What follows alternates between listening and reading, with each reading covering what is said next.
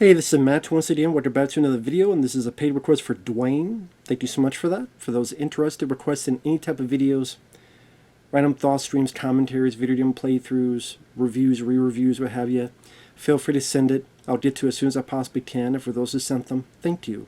I do appreciate it. And this is for the Flintstones meet Rockula and Frankenstone, a special, TV special they did. This came out around 1979. And I remember back to the day, well, I mean, I wasn't alive at this point, but they would have these kind of things where a show, that even if it's been canceled for a bit, but the characters are still in the ether, still in the public limelight, still in the public perception, they would do these specials. Scooby-Doo, for example. I didn't watch these when they first came out, but I had taped, because of my aunt and other people, Scooby-Doo and the Boo Brothers, which I love. Scooby-Doo and the Reluctant Werewolf, which I enjoy. And those are more nostalgic, so I like those more than this. But this is kind of that same vein as those type of movies.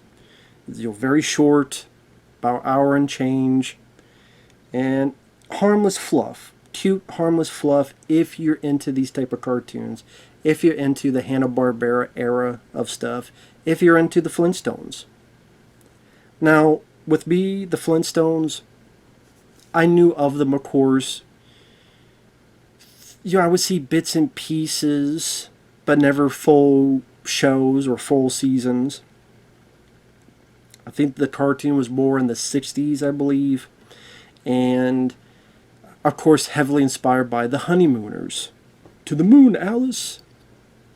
And you tell that Fred Flintstone is definitely inspired by Jackie Gleason. And he's voiced by Alan Reed, who does a good job, as does the guy who voices Barney Rubble. And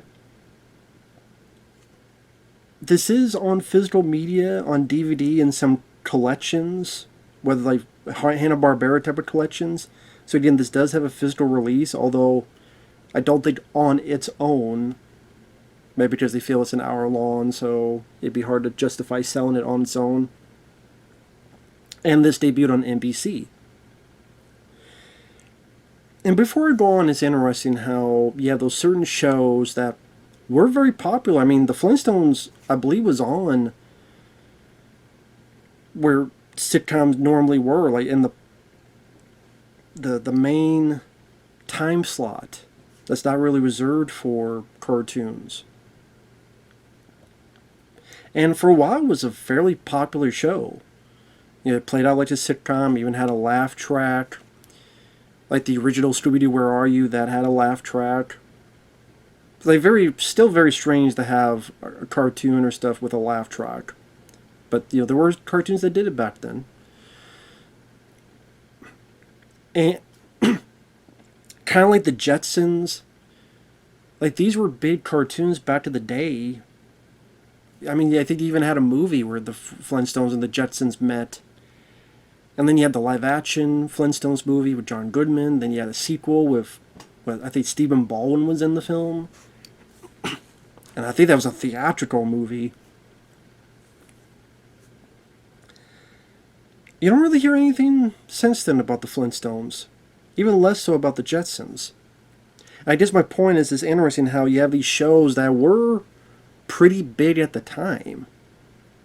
And how, as time has gone on, they've just disappeared from the pop culture limelight, and it makes you wonder. Eventually one day, for example, I'm a big fan of the Ninja Turtles. Well, one day, they will disappear in the limelight, where nothing's done with them. They're an afterthought. Just as saying, the Flintstones and the Jetsons, they are afterthoughts at this point. Just when was the last time anything was done with these characters at all? A movie, a special, anything. I mean, the Jetsons, I know there was talks years ago about doing a live-action film. That never came about. Probably they deemed it too expensive.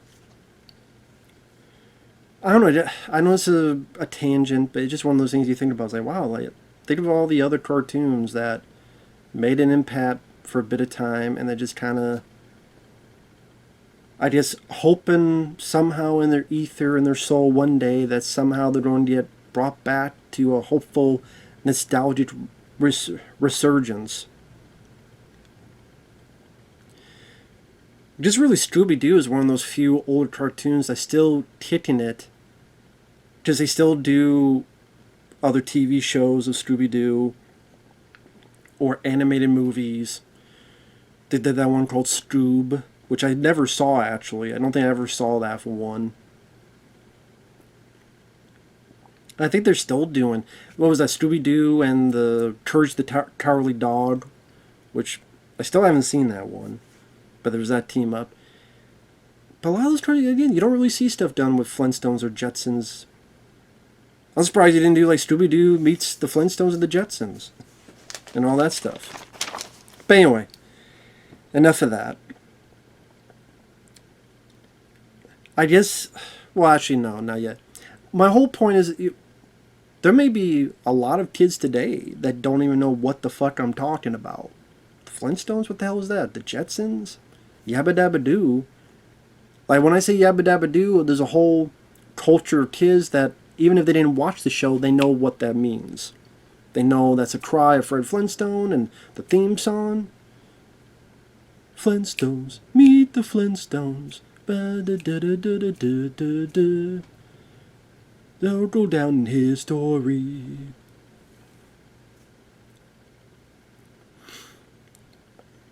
And I guess it's just one of those weird things about getting old, where the stuff you took as a normalcy is no longer the case. I know that doesn't make any sense, but I'm just rambling. But the actual plot of the special, or how... Shit, sorry. Goddamn. Nostalgia, I guess I'm allergic to. Fred, Wilma, Barney, and his wife Betty, they go to this game show. Now, the game show is actually hosted by Casey Kasem, which is very cool. Of course, the voice of Shaggy on Scooby-Doo. So nice to hear Casey Kasem there. So he's hosting this game show. Our characters are in costumes, part of the whole shindig. Wearing costumes. And like I said, the jokes are fluff, and they're, you know, meant for little kids in this time period of the 70s. So, for example, Barney Rubble is dressed up like a flower. And then one of the women go, "He's not a doozy, he's a daisy." Ha ha ha ha, you know. Eventually, Barney gets up to the game show, but he just takes the $1,000.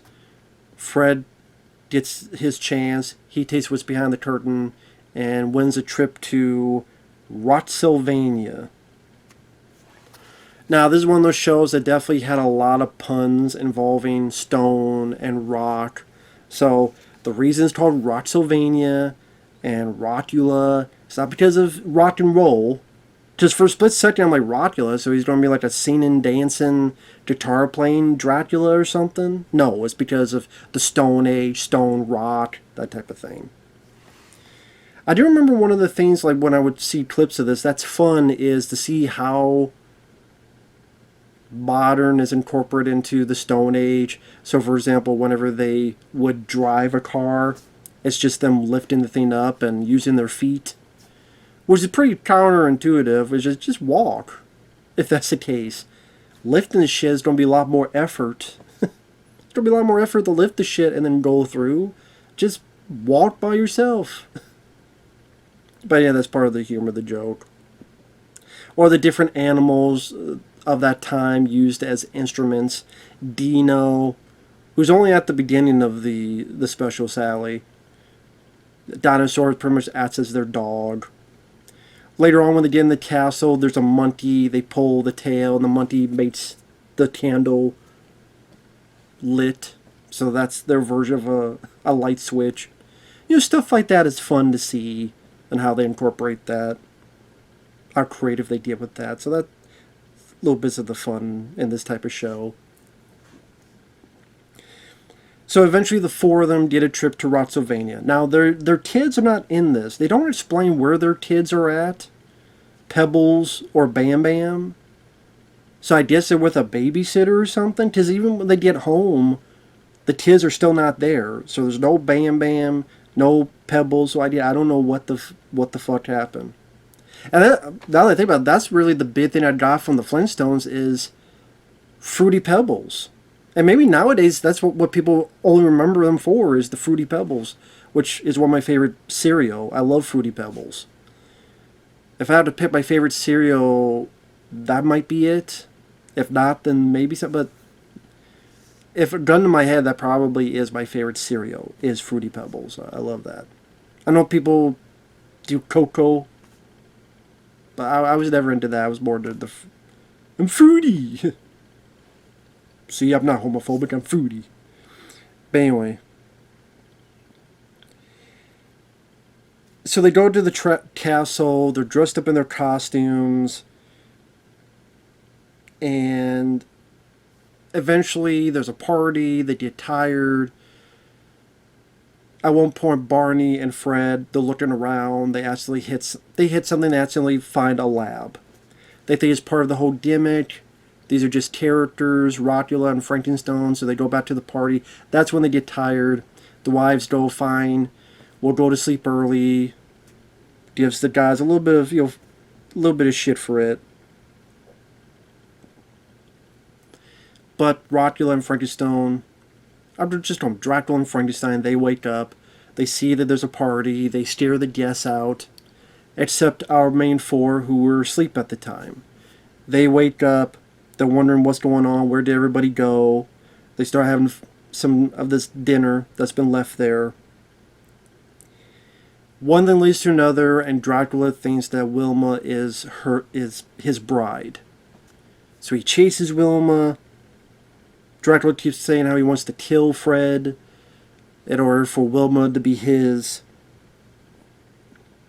Fred and Barney and them find out what's going on, and then it's kind of an extended chase. They hide in barrels, then Fred can't get out of the barrel.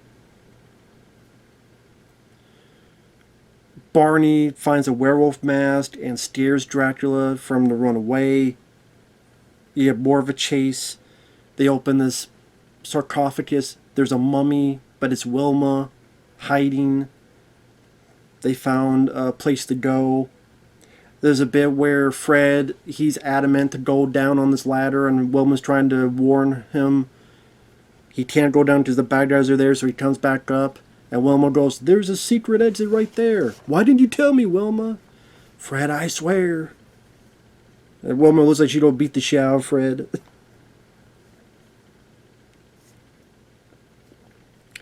Pretty much the four of them get to the spot they were earlier in this whole thing.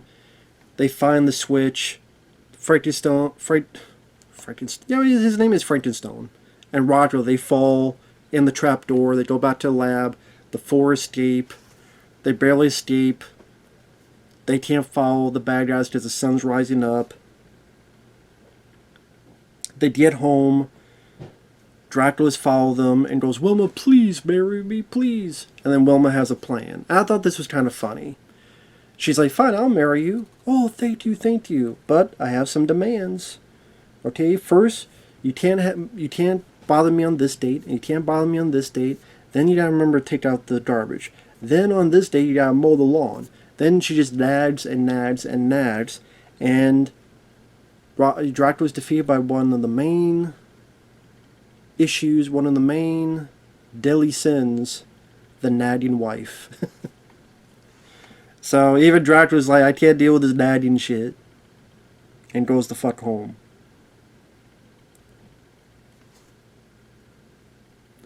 Now, again, it's one of those things that it depends how you feel about these type of Hanna-Barbera cartoons, how you feel about this era of cartoons, how you feel perhaps about the Flintstones themselves.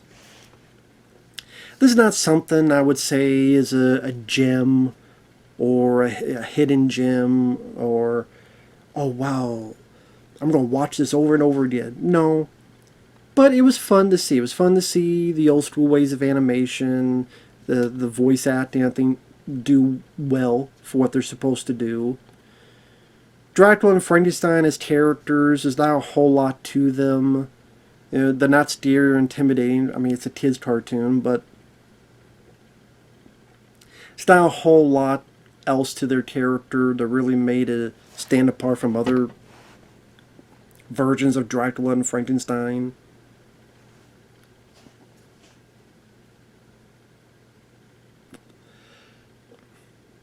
I mean, chuckles, it depends how you feel about this type of comedy, how you feel about this type of cartoon. You know, some of the puns are there, the slapstick, the hijinks.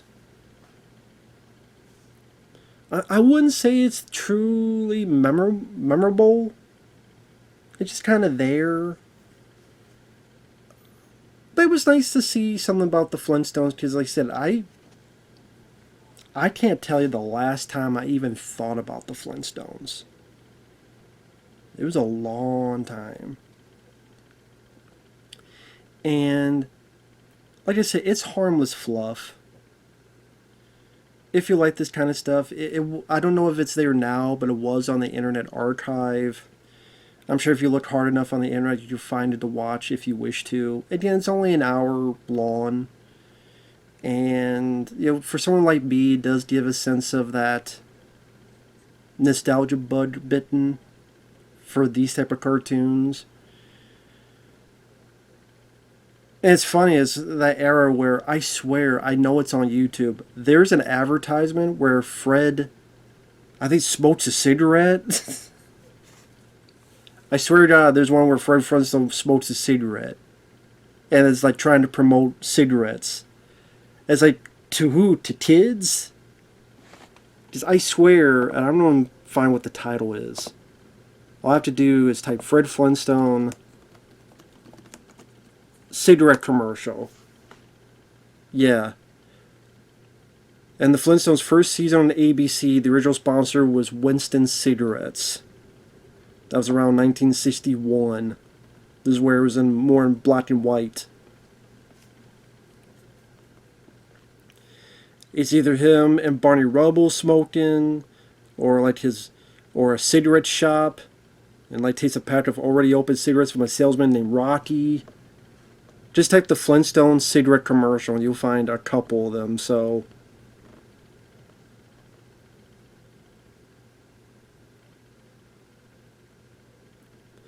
I think there's also one for beer, Bush beer.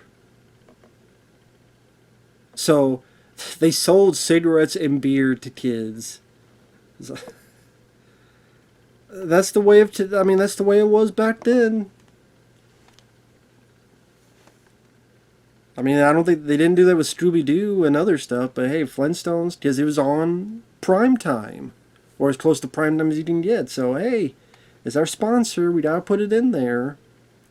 And then you think, well, wait a minute. I mean, you do know kids watch this, right?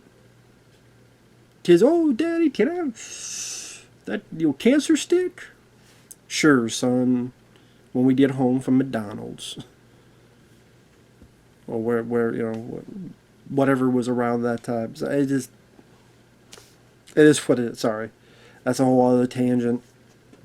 But this was fine. Like I said, this was nice to see. Glad I saw it once at least. Another thing on the checklist to take off. And like I said, if it's Halloween season and you like these kind of cartoons and you want something that has a little bit of monsters in it, nothing scary, creepy, nothing atmospheric. It does take place in a castle, but there's nothing done to make it creepy or anything. But you want to see something you haven't seen before, sure. I mean, it's nothing that egregious about it, but it's just nothing that memorable about it either. Like a joke or a gag that went, oh wow, that's hilarious. Nothing of that note either. So it is what it is. So with that said, thanks for watching, take care, and we will see you guys in the next video. Bye bye for now.